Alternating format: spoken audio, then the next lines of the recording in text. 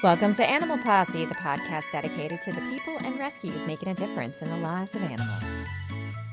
Today, I am speaking with Krisie and Jeremy from Save an Angel. Before we get started, if I could get each of you to introduce yourselves and tell me what you do for Save an Angel. Krisie, I'll let you go first. Hello, I'm Krisie Sullens. I am the co-founder of Save an Angel. And for 10 years or so or more, I did Save an Angel full time. And then when I had my second child and moved from New Orleans, Save an Angel merged with another organization that was run by Jeremy Parks, who was also our very first volunteer at Save an Angel when he was 12 or 13, I think. And 13 years old. Yeah. And then he went off to college and did everything. And then he came back and now he is our director. We merged our organizations and then he took over as director and he's been in that position ever since. Go ahead, Jeremy. Yeah, absolutely. So my name is Jeremy Parks, and Krisie said I'm the executive director of Save an Angel. We're a 501c3 organization based out of Bastrop, Texas now. And I've been with the organization since I was 13, about 15 years ago. And I transitioned into a staff member on the leadership team in 2018, and then I transitioned into the executive director role in 2019. That's pretty cool. And I love to hear that you started when you were that young, because I'm noticing that a new trend is that it's very difficult to get young people involved with animal rescue now. It is, absolutely. I know Save an Angel has an interesting origin story. So can you share that origin story, Krisie? Yes. So when Angel was 5 years old, we found a lump in her abdomen when we were just petting her belly. And we noticed that she was acting funny. And so we took her to the doctor. And the doctor told us that she had lymphoma and that when dogs have lymphoma, that they can't cure them. They can only treat the symptoms, that they can't give them chemotherapy like a human because they take an oath to do no harm. And that the only options we had were chemotherapy and radiation. And then my husband was Johnny, the co-founder, said, we can cure humans of lymphoma. Why can't we cure dogs? And our vet, Dr. Carol, went down the rabbit hole and she ended up finding a vet in North Carolina, but they were doing bone marrow transplants with machines that had been donated by the Mayo Clinic. And then we found out that 100% of transplants performed on humans were tested on dogs first. And so we were like, okay, how much does it cost? She said $16,000. And back then that was like just an unreal amount of money for us because we didn't have any money really. We were very young. And so we went out, we set out to raise the money. And along the way, we met all kinds of people in the community. And then we started to see the need. And we were just so grateful that everyone was helping us to save Angel. And we just wanted to give back. And then that kind of led into rescue and everything else. But ultimately, Angel was, I believe, maybe like the 23rd dog to get a bone marrow transplant at North Carolina State University. And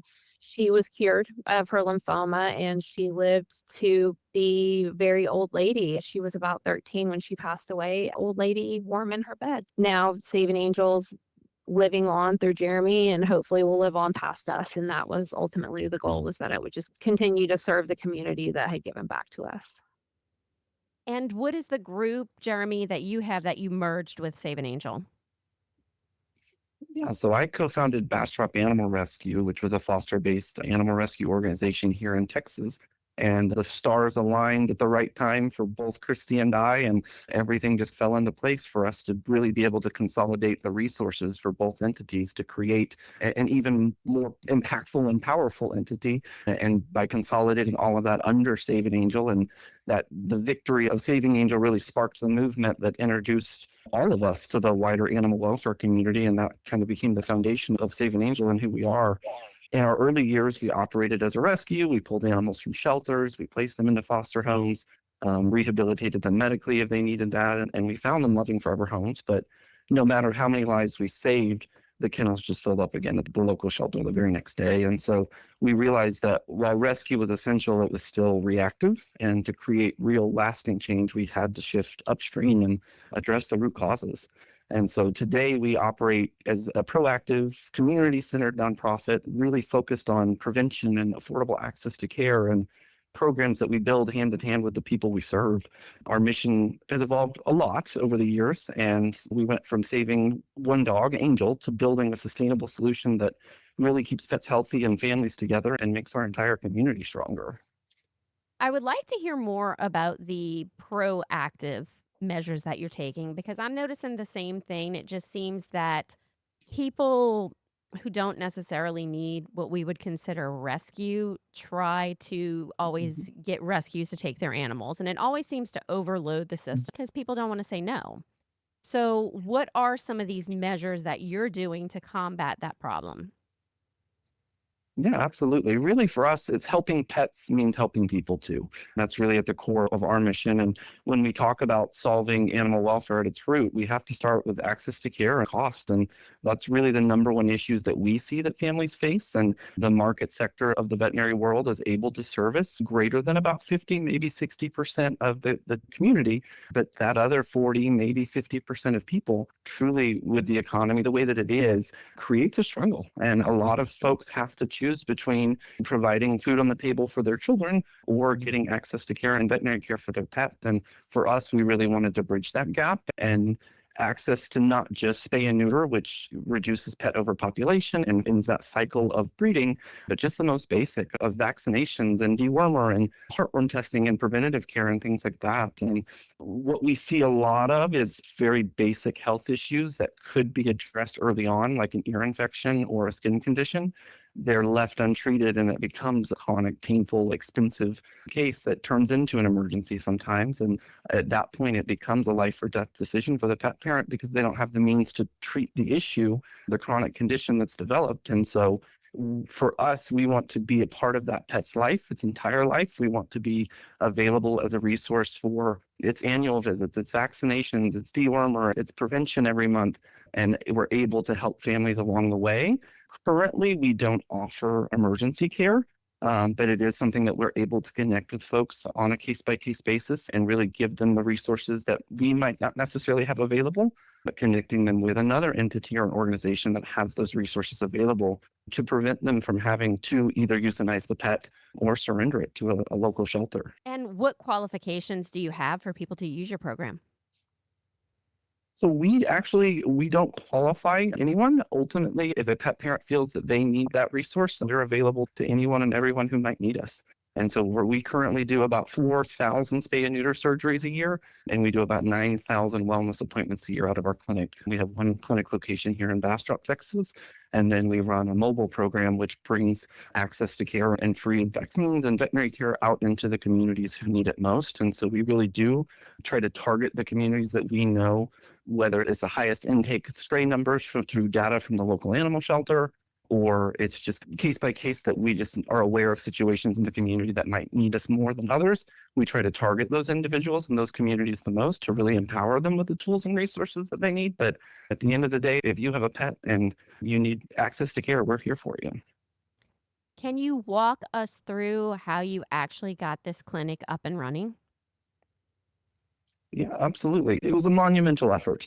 And it was very much a situation where we had a partnership with the local animal shelter, and they had a situation where they had a building that was destroyed in a storm. And they were able to leverage the insurance money that they received from that building to create and build a brand new building. And part of that building was a medical suite. And they knew that they were only going to be able to utilize that suite 1 or 2 days a week for shelter animals, which left the building unoccupied 5 other days of the week. And so we, with the shelter director at the time, who was very passionate about really being progressive and proactive in outreach, asked us if we would be interested in partnering with her to really create that solution. We had identified it, but we struggled to really implement. And so with those two forces combined, we were able to just get this clinic off the ground. We piloted it in December of 2019. And we operated about once a month. And then in May of 2020, we opened the clinic full time. And so today we now operate 4 or 5 days every single week. That's quite an accomplishment. How did you go about finding veterinarians who would work with you with this? So we started with volunteer veterinarians, so just veterinarians that we had connected with in the local community. And they volunteered. Some of them we paid to come in on like a contract or relief basis just to get the clinic started. And then once we had piloted the program, we knew that it worked. We knew that it was going to be successful. We opened a full-time veterinarian position, and we were able to hire a veterinarian that has about 30 years of experience. And so she's done high volume spay and neuter for the last 10 years, and we were able to get her on board, and she's now our full-time medical director and does the vast majority of the surgeries that we offer. Can you walk us through all the programs that you have today? Yeah, absolutely. So the core of what we offer is low cost and free veterinary care. Addition to that is our mobile outreach team. So we go out into the community. We provide pet parents with anything that they might need, whether that's education, that's tools, that's resources. We have a pet food pantry, collars, leashes, ID tags, anything that on a case by case basis that one individual family may need to be able to better care for their pet. We're there and we're available as a resource to get them what they need. And outreach and education are really one of the core pillars of how we operate. For us, early on doing rescue, we found ourselves telling people like, oh, you need to get your pet spayed and neutered. You need to get your pet spayed and neutered. But then we realized that there was no resource available to connect them with to get their pet spayed and neutered. And so that's what really motivated us to create our own model and our own clinic to be able to say, hey, you need to get your pet spayed and neutered, and we can do it for you, and we can help you, and cost should never be a factor. And so we operate with a low-cost model, but really it is a pay-what-you-can model. And so we have a base rate of what we charge in an ideal world to be able to sustain the clinic, but we know that a lot of pet parents don't necessarily have the means to even afford the low-cost fees. And so we are able to work with them on that individual basis and say, hey, what can you afford? And if that's $30, we'll work with them. We'll get them subsidized through a voucher program, and then we get their pets spayed and neutered anyway. So if they feel that they couldn't afford anything, then you would just go ahead and offer them the free care at that point? Yeah, absolutely. So about 65 to 70% of our costs to operate our clinic is covered by the fees that we are able to collect. The other 30 to 35% is what we subsidize through fundraising and donations and grants. And so we're very active in going out and not just outreach to the community who needs us, but reaching out to the community to garner larger amounts of support to be able to never say no. That's always our goal, is we don't ever want to turn a pet parent away because we don't have the means or the resources to do it. We'll go above and beyond every single time to try and really gather the resources that we need to be able to always say yes. That's amazing. With your spay Yeah. and neuter clinic, why was that a crucial addition to the Central Texas area? Stay and neuter, at the end of the day, we believe is the solution to pet overpopulation. And so it really comes back to that kind of preaching of we really and truly believe that is one of the most powerful ways to end pet overpopulation, and encouraging and really advocating for pet parents to get their pets fixed. We needed to be able to connect them with that resource to know that they were getting their pets fixed. And the only way that we found to be able to do that in our community, we're about 45 miles east of Austin, Texas. They have a large nonprofit there that provides access and free low-cost spay and neuter, and it's an amazing organization in Austin. But what we found is there wasn't enough resources available for the rural communities on the outskirts of town. And for us, it was just the need and identifying the problem, creating the solution, and we had a clinic. Do you also do the cats with the TNR program? We do. We partner with a local organization called Bastrop Cats, and we do several hundred surgeries for them throughout the year. They work with a network of several clinics, and we're one of those clinics that provides them at a subsidized rate to get cats, community and free roaming cats, to come in and get them fixed and ear-tipped, vaccinated, and returned back to their trapped location. And has that had any kind of effect on the pet overpopulation in that area? It has. The organization that we work with is Bastrop Cats. They've been around for many years now. And we were actually just looking at some of that data the other day, and we're able to see a noticeable difference in stray animal intake from the areas that they have really worked hard in TNRing every cat possibly trap. And we're able to see the first few years, it was hard to see in kind of a tangible set of data whether or not there was going to be a significant difference. But now 5, 6, 7 years later, we're really able to start to see those lines drop on the chart, knowing that what we're doing is making a difference and it's reducing intakes at the local shelter, even though the community that we are in is rapidly growing. And as the community grows, the needs grows, and so we have to grow with it. How does the mobile clinic work? So we have a mobile veterinary trailer, and we set it up in communities that we identify who need the greatest need, the most assistance. And we set the trailer up. It's essentially a veterinary exam room on wheels. It's climate controlled. It has computers and everything that we would need to be able to provide service and care. And we work with a veterinarian, whether it's one of our staff veterinarians or a contract veterinarian.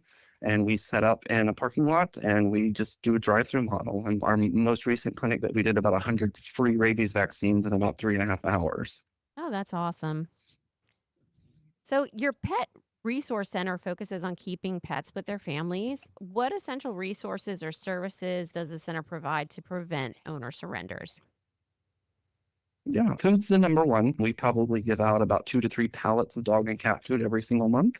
In addition to that, sometimes it's for pets that live primarily outdoors. It's dog houses, it's harnesses, it's dog sweaters, it's anything that a pet parent might need that is preventing them from providing their pet with the level of care that they think that they need. We're really there to try and help them and connect them with those resources. For example, the other day, a pet parent came in and they thought that their pet was really struggling with the heat outside, but their landlord did not allow them to bring the pet inside the home. And so she was looking to see if we had a little baby pool or a puppy pool, and we had a little plastic pool available. And we just got a picture back today of the dog playing in the pool, and just little things like that, to where if a pet parent feels like there's something that they're missing that could really provide that pet with the next level of care to make them comfortable and happy and prevent them from the owner having a concern that they might not be able to properly care for the pet, we're there. Yeah, I love hearing little stories like that too. Just that something like that can make such a difference to an animal. No, absolutely. Do you do any kind of adoptions as well? We do. We still operate a rescue program. We've significantly downsized that program to be able to focus on outreach and education and really what we've defined as being the solution towards what we're working towards. But inevitably along the way, pets still cross our paths that need our assistance. And so we will take them in. We have a small network of foster homes, and we're able to get those pets vetted through our own clinic internally, get them rehabilitated, and then placed up for adoption. So we have a couple of dogs and a cat or two in foster care right now that are looking for their forever homes. When you're doing your adoptions, do you do that like mainly word of mouth or online, or do you actually have a facility that you would take them to? So we're all foster based for our rescue program. And so all of our marketing usually takes place online. We utilize the standard pet finder and adopt a pet and things like that. And that's where a lot of our applicants come from. But we also do events locally. We'll set up at local coffee shops or breweries. And we've met several of our recent adoption pet parents through those types of events as well. Has the mission changed since you've merged the Bastrop Animal Rescue with Save an Angel, or is the overall mission the same? I think the core of always wanting to be there to support pets and really be just a resource for animals and empowering pet parents has always been there. I think the shift in what we used to do was majority was rescue and less of the outreach and the education. And I think we've just completely flipped that script. And I would say 75 to 80% of what we do now is really honing in on access to care and education and outreach and less rescue. Because at the end of the day, rescuing one animal changes the life for that animal, which is incredible. And we love being a part of those stories, but it's not going to solve the bigger problem that we face. And so for us as an organization, it was really sitting down and identifying what are the barriers, why are pets ending up in the shelter, what causes the spike in intake. And once we identified those, then it came to creating the solutions, and that's how we've gotten where we are today. And I just on that same note, our mission will continue to evolve. And so as we work with pet parents and manage cases on a case-by-case basis on an individual family or household level, every single day our staff and our team is, what can we do better? What can we do to address a trending issue that we keep seeing? And so I think who we are as an organization is always going to be centered on pets. I think more recently, we, over the last 4 or 5 years, have really honed in on the people aspect too. And like I said in the beginning, helping pets means helping people too. Yeah. So is your motto pets, people, and purpose? Yes, it is. So that was something that we adopted at the very beginning of kind of the consolidating of the resources with the two entities. And we sat down and identified the barriers and what were the most common things that we kept seeing. At the end of the day, it was a pet parents were the ones struggling, and pet parents were the ones that needed the resources, but they did not have them available to them. And for us, it was really sitting down and listening to them and gathering feedback. And actually, we've adopted what we call a feedback to action loop. And so every day we work with our clients, and in the rooms, the exam rooms, we hear stories and we see things. And as we mentally take note of what we're seeing or what we're hearing, we actually gather that data. We notate what client it was that told us that feedback or what resource they might need. And then once we've strategized and we've implemented a solution to what that common item is, we then reach back out to them to give them the feedback that says, hey, thank you. This is the action that we're taking. And if you still need that assistance, we want to provide you with that assistance first to pilot that program to see what we can do to make it better. Yeah, that's great. That's wonderful that you listen to your clients so you know exactly what they need. Because there's so many things that can go on that you don't know what their situation is. And when you find that out and if you find a solution, then it's helping everybody. Now, I know a lot of rescues right now are struggling because we are going through what they're calling an animal welfare crisis. And then on top of that, we have this financial crisis going on as well. So, is any of that affecting you? It certainly is. We've definitely seen on the fundraising side of things, donors that historically have given us a larger portion of money this year, they're not able to necessarily allocate that amount of funds to us to be able to donate. And they still want to support us. They still believe in what we do, but financially, they just don't necessarily have the means to make the commitment that they have made in previous years. And so we've had to really get creative and go back to more of the grassroots style fundraising where we're doing planning yard sales and bake sales and fundraisers and things that we had grown out of for a little while, but we're right back to it and kind of feet on the ground, boots on the ground, trying to identify ways that we can fill that gap and continue to be able to say yes. And that really what motivates our staff and our volunteers every single day is what do we have to do to be able to say yes and continue to help every single pet parent that walks through our door.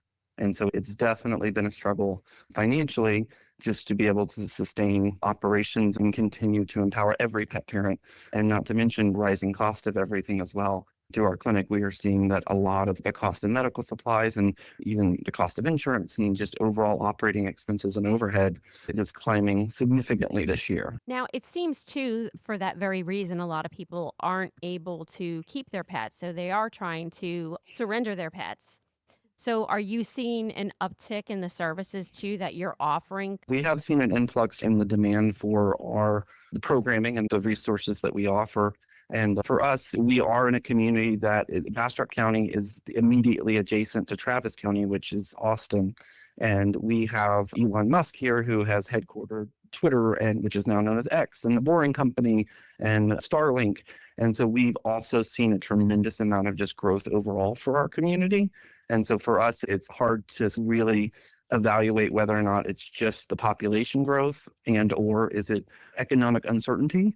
But there's definitely been a significant increase in the need for pet food and access to care and bridging whatever gap may come up along the way for pet parents. And more recently, we've been seeing a lot of folks reaching out, asking about assistance for like pet deposits, and they're moving and they're trying to find somewhere cheaper to live.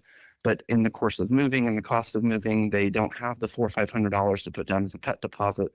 And historically, that's not something that we have ever done, but it is something that has recently been a trending need that we're looking into. I was just going to ask you that. So do you have more people coming up looking for the medical care or more people looking actually for the food? That's actually a very interesting question.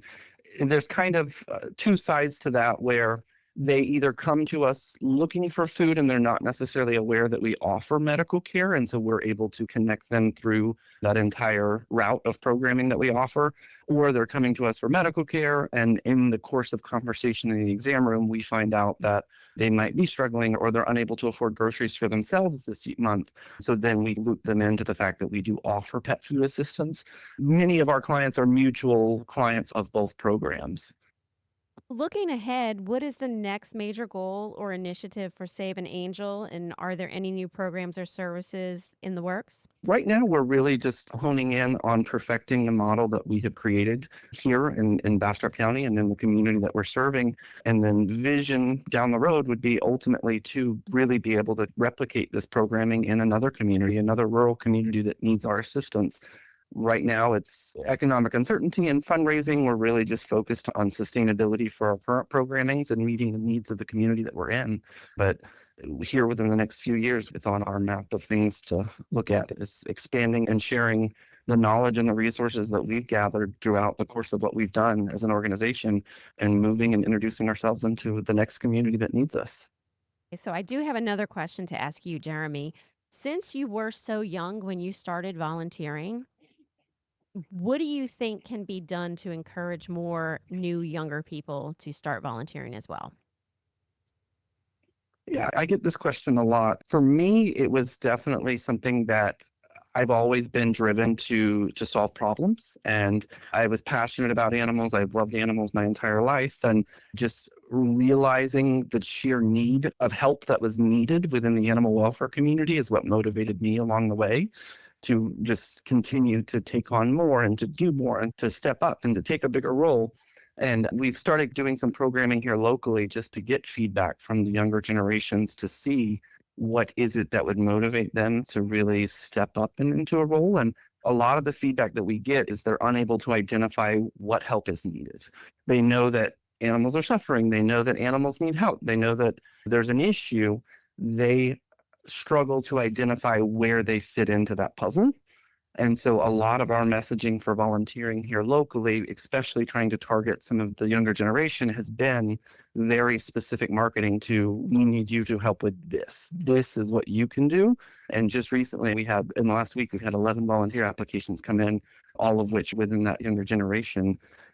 Helping them identify where they fit into that puzzle seems to be very successful for us currently. That's interesting. I never thought about it like that. For our listeners who are inspired by your work and what you do, what is the best way that they can help you? Donations, we always need support financially to be able to do what we do. And we have a fund called the Pay It Forward Fund. And that is for folks that financially are able to provide the care that they need for their pets without having any form of subsidy. They're able to make a donation that is specifically into a fund that our team is able to utilize on a daily basis at the clinic. If a pet parent is unable to afford a rabies vaccine or they need a heartworm test for their pet, but they don't have the means to do it today, our team with that fund has the ability to say, hey, we're going to take care of that for you today. And so the Pay It Forward Fund for us is truly essential. We could not operate without it and the donations that come into that fund to make our work possible. And then we always need volunteers, and volunteers don't have to be local. They can live anywhere in the United States. They can help with social media and online newsletters, and there's all sorts of digital volunteer opportunities that we can look folks into as well. That's awesome. Before we end the call, do you have any final message for our listeners? Absolutely. I think for us, it's at the end of the day, animal welfare is people welfare. And when families are supported, pets are supported. When pets are healthy, families are healthier. And it's not just about the animals, it's about compassion, equity, community resilience. And the future of animal welfare for us is proactive, progressive. And I really encourage folks within the animal welfare community to root what they are doing in the understanding that pets and people thrive together and incorporate people into the programming and what they do. Thank you so much for joining me. I really appreciated speaking with you today. Yeah, absolutely. Thank you for the opportunity. We love to talk about pets and people. Yep, it's the best thing to talk about. That's all the time that we have for today's episode. Thank you for listening, and we hope you join us next week. If you know somebody that loves animals as much as I do, please send them our way. We would love to talk to them. Please consider leaving us a donation. 100% goes to our animals.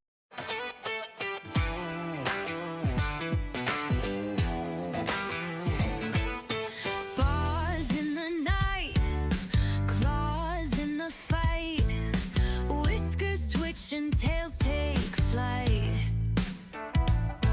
They're calling in stories to spin from the wild to the heart within.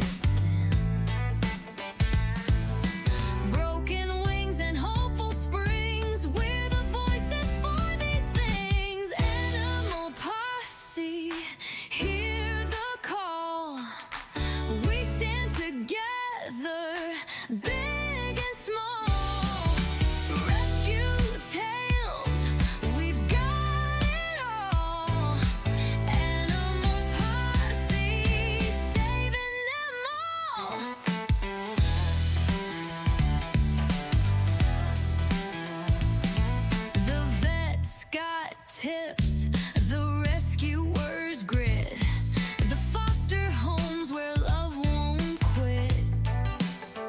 From a pup in the rain to a bird in pain, every soul's worth the strain. Animal posse, hear the call. We stand together, big and small. Rescue tales, we've got it all. Animal posse, saving them all.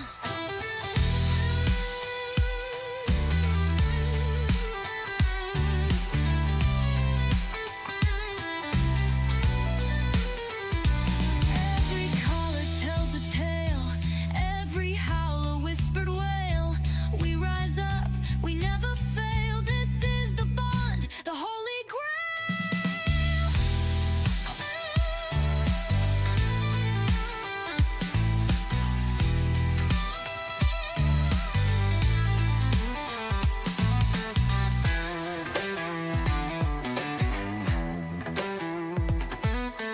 Animal posse, hear the call. We stand together, big and small. Rescue tales, we've got it all. Animal posse, saving them all.